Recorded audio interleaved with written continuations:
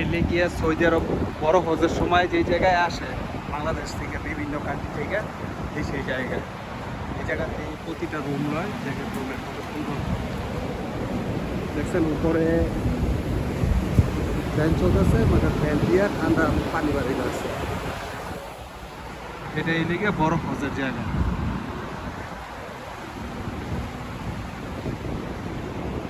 কোনো কাজ চলতেছে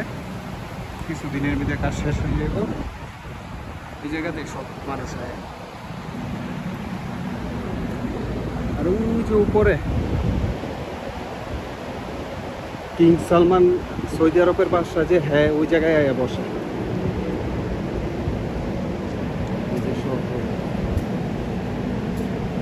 আর এই যে বলতে এটা লেগে নেটওয়ার্ক ইন্টারনেট সৌদি আরব সিমের এই যে বিভিন্ন দোকান খোলা হইতেছে